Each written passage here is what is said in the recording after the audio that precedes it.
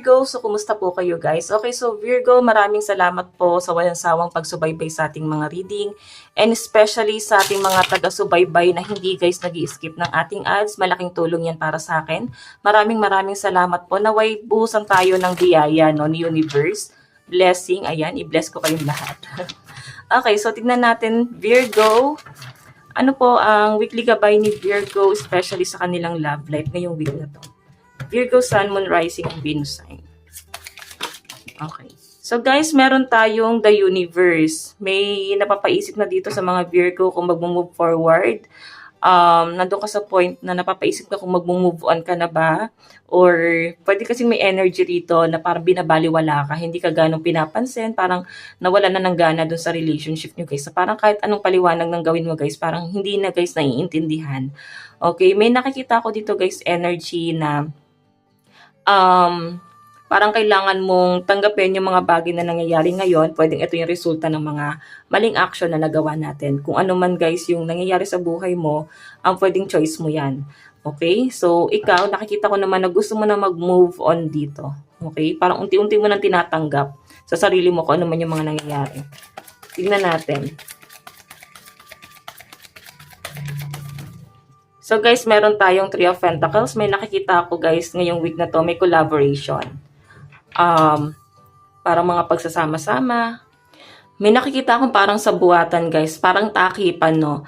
May nakikita ako guys parang mistress or bawal na pag-ibig dito na nangyayari or nabubuo. So nakikita ko guys na parang wag mo hayaan na ma-involve ka sa ganong klase ng relationship no. Virgo. The devil, toxic to guys. Kumbaga ngayon, masaya.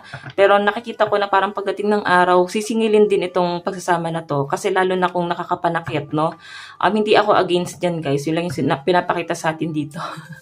Okay, or pwedeng yung person mo, pwedeng sumama siya sa third party. Nakikita ko na may mababalitaan ka sa person mo, nakamalasan na nangyayari sa buhay niya ngayong week na to. Kaya pala ikaw ay mag-move on na dito. Tinatanggap mo na unti-unti sa sarili mo na ito na yung kinahinatnan ng relationship nyo. So, tignan natin. Meron tayong the Tower. So, ending, sudden change. Malaki ang pinagbago mo ngayon. Okay, lalo na nung minahal mo tong taong to guys. Kasi, sinira niya na lahat ng maaring ikasiya mo sa buhay. Pwedeng ang nakikita ko dito na siya na lang yung nakikita mong magpapasaya sa inyo. Parang lumiit yung mundo mo at siya na lang yung nakikita mo. Tapos parang siya na lang yung parang nagiging dahilan para mas maging masaya ka, masatisfy ka habang ikaw ay nabubuhay. So, I think manipulative tong taong to at namanipula ka talaga niya guys, no? Nagtagumpay siya sa kanyang hangarin na parang paikutin ka sa kanyang mga kamay. So, tignan natin. Meron tayong Ace of Pentacles. Alam mo yung person mo, nakikita ko na parang may paggamit siyang ginagawa dito. Pwedeng ginagamit ka niya kasi pwedeng may pera ka or may mga ginagawa ka dito. Nakikita ko na tinitingnan niya rito na sana makita mo raw siya. Okay? Ayan, sana ay makita mo raw siya. Pero maaaring binabawi kayo sa pagbigay-bigay ng gift, regalo. Ayan, Tagalog English, no? Pwedeng suhol na binibigay para mapagtakpan yung mga kasalanan na nagawa. Okay, so guys, hindi ko na to nakikita Virgo na mag-work pa. Kasi kahit anong gawin, pa-worse ng pa-worse yung nangyayari. May mga tao nang nadadamay sa paligid nyo hanggat pinaglalaban nyo pa itong relationship na to. Sabihin na natin, masakit para sa'yo, nabitawan siya, pero sa ganun naman yung talaga guys parang sugat lang yan. Masakit lang siya sa una, pero once na mag-heal na yung sugat mo, okay na ulit, no? Tignan natin. Meron tayong Seven of Torches. May nakikita ko Virgo na pagtatalo ngayong week na to. Maaring ang pagtatalo ay patungkol sa pera, parang, or pwedeng may binabawi si person. Ayan, Seven of Torches. Masyado na guys abusado at masyado na guys may pagka-greedy yung energy. Pwedeng grabe na yung pagiging greedy nung person mo, Virgo. Hindi na guys makatarungan yung mga pinapakita niyang attitude sa inyo guys. Okay, parang nakikitaan mo na lang na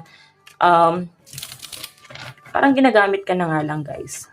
Nagiging gahaman si person mo Okay? May mga pagtatalo na rito guys. Pinipilit na i-workout itong relationship na to. Pero hindi talaga guys kaya. Parang on and off lang yung nangyayari. Pero balik to ano na naman, reality na talagang nag-aaway na naman. Okay, so guys, ang the universe is Four of Swords. Kahit anong gawin mo talaga, masakit pa rin.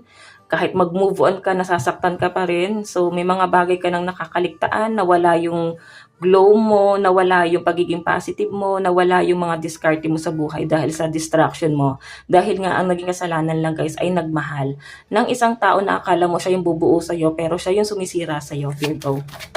So, tingnan pa natin guys, ano tong Three of Pentacles. Ayan, tumilampon yung card. Tingnan lang natin, guys. Ano po itong Three of Pentacles? So, meron tayong judgment. May mga tao, guys, nakakapuna dito sa relationship na to, no? Sabihin na natin na nakikita ng mga tao sa paligid mo yung mga sacrifice na ginagawa mo para lang mag-work yung relationship nyo. Pero yung person mo talaga, guys, hindi niya, guys, na-appreciate yon. Kaya nga may judgment dito. Kasi, napupunan na ng mga tao sa paligid mo eh. Parang nasasabi na nila kung ano yung mga mali. Nakikita nila yung sacrifice mo, pero yung person mo guys, hindi niya na-appreciate yun. Okay, so tingnan natin ano tong the Tower. Oh, puro hinanakit to, Virgo. Ngayong week na to, iisipin mo dito yung worth mo. Okay, masakit para sa'yo pero ready ka nang i-let go na lang. Parang ang hirap na guys tanggapin, ipilit pa sa sarili nila. So ano tong Ace of Pentacles? Meron tayong Temperance, lahat ng pag-adjust ginagawa mo.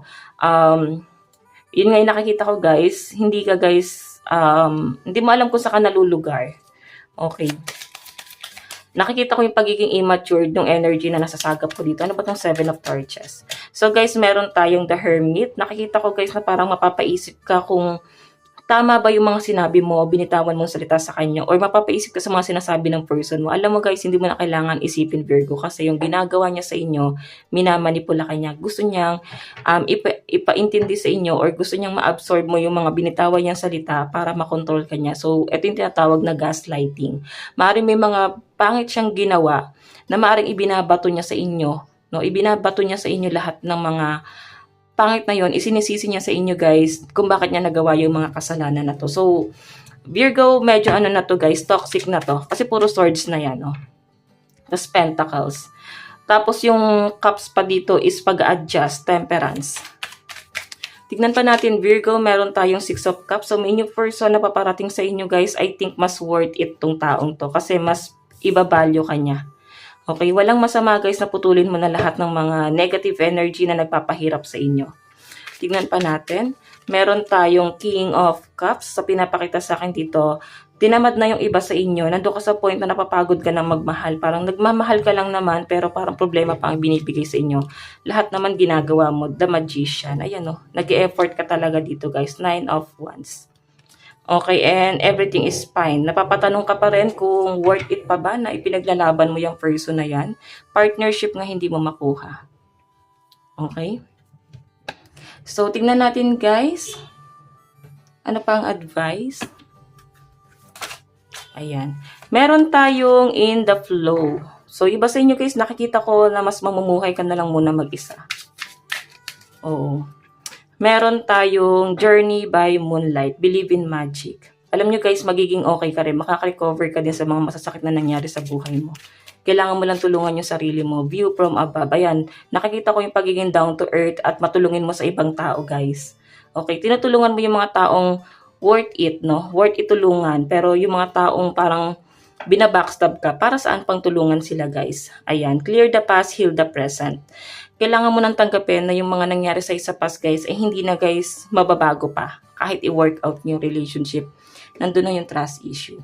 So, tingnan natin guys ang inyong advice. Pagdating sa inyong love life, meron tayong past life. So, meron kayo guys unfinished business ng person na yan kung bakit kayo dumadanas sa matinding karmic. Meron tayong commitment. May mga kasal dito. Admire. O, diba? May third party talaga guys.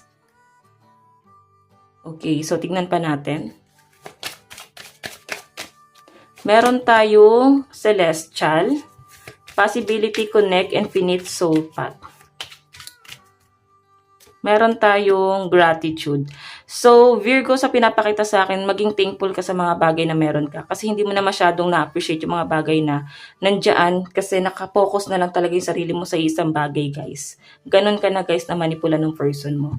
Okay? Ayun, may mga third party. Kaya mahirap para sa inyo. Nakikita ko dito na parang labanan na lang to para matira-matibay kung sino yung mananalo sa inyo ng other person. Yun ang nasa sense ko rito, Virgo. So, Virgo, ito lang naman po ang inyong reading. Hanggang sa muli. God bless and love you. Thank you.